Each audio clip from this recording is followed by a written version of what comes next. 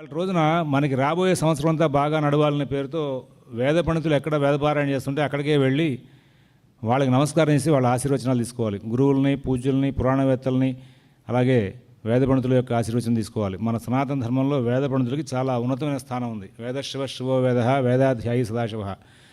ఉగాది ఎలా నడుపుకోవాలి, ఎలా చేసుకోవాలి అంటే పంచాంగ శ్రవణం మీద అందరికీ బాగా ఇంట్రెస్ట్ ఉంది. కానీ వేద పండితులు ఉంటే వాళ్ళు ఎక్కడుంటే అక్కడికి వెళ్ళి వాళ్ళకి నమస్కారం చేసి ఆశీర్వచనం తీసుకోవాలనేటువంటి మంచి లక్షణం ఇంకా అందరికీ అది అందరికీ రావాలి తప్పనిసరిగా.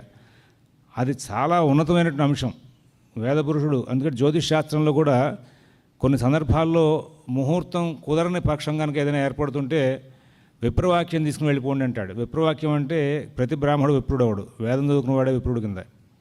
ఆయన వేదపారాయణ చేస్తున్న సందర్భంలో వెళ్తే ఇంకా విశేషం. వెళ్ళి ఆయనకి నమస్కారం చేసి ఆయన ఆశీర్వచనం తీసుకుని, అయ్యా అన్నప్రాసన ముహూర్తం అనుకుంటున్నాం, ఈ 4 నెలల ముహూర్తాల్లో ఏం చేయాలంటే ఆయన నోటితో తదాస్తు బలాన్ని రోజు చేసుకుంటారా అంటే ఈ ముహూర్త శాస్త్రంలో ఉన్నటువంటి గ్రహాల యొక్క సంచారంతో కూడిన ముహూర్తం కంటే కూడా ఆయన వాక్ ఇంకా బలమైందట, అంత శ్రేయస్నిస్తుందట.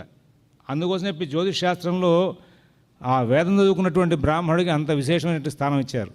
మీరందరూ కూడా ఈ సంవత్సరానికి ఇంకా కుదిరితే ఎక్కడైనా సరే వేద పండితులు కనబడితే వెంటనే నమస్కారం చేసి ఆశీర్వచనం తీసుకోండి. ఇవాళే ప్రతి పండగకి కూడా వేద పండితుడి యొక్క ఆశీర్వచనం తీసుకోవడానికి అలవాటు పడండి. అది చాలా అత్యవసరమైనటువంటి అంశం. అది దాంట్లో ఉన్నటువంటి ఆశీర్వచనంలో ఉన్నటువంటి బలం మీకు తెలియదు.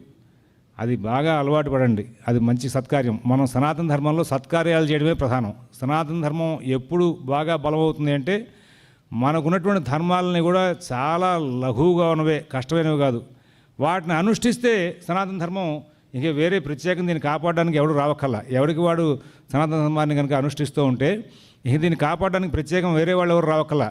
ఇదే బలంగా తయారైపోతుంది. ఈ అలవాటు చేసుకోండి. ఉగాది నాడు తప్పనిసరిగా నెక్స్ట్ ఇయర్ నుంచి పొద్దునే స్నానం చేసి కాలపురుషుడిగా పంచాంగాన్ని పూజ చేసుకుని వెంటనే ఎక్కడుంటే అక్కడ వెళ్ళి వేద పండితుల యొక్క ఆశీర్వచనం తీసుకున్నారంటే మీకు ఆ సంవత్సరం అంతా దేదీప్యమానంగా వెళ్ళిపోతుంది. ఎక్కడ ఇబ్బందులు లేకుండా ఇందులో గ్రహచారాలు ఎట్లా రాసినా సరే మీకు అనవసరం, మీకు మాత్రం బాగుంటూ ఉంటుంది. అలాగే కుదిరినప్పుడల్లా ఏదైనా మంచి కార్యక్రమాలు వచ్చినప్పుడు, మన ఇంట్లో కార్యక్రమం వచ్చినప్పుడు వెళ్ళి వేదపురుషుడు యొక్క ఆశీర్వచనం తీసుకోవడం. గణపతికి నమస్కారం చేయడం ఎంత ప్రాధాన్యం ఇస్తామో వేదపురుషుడు యొక్క ఆశీర్వచనం తీసుకోవడానికి కూడా అంతే ప్రాధాన్యం ఇచ్చినాడు. ఎవరికి కూడా కష్టాలు ఉండవు, సమస్యలు ఉండవు. అటువంటి ధర్మాలను తెలుసుకుని మీరు ఆచరిస్తూ ఉంటే బాగుంటుంది.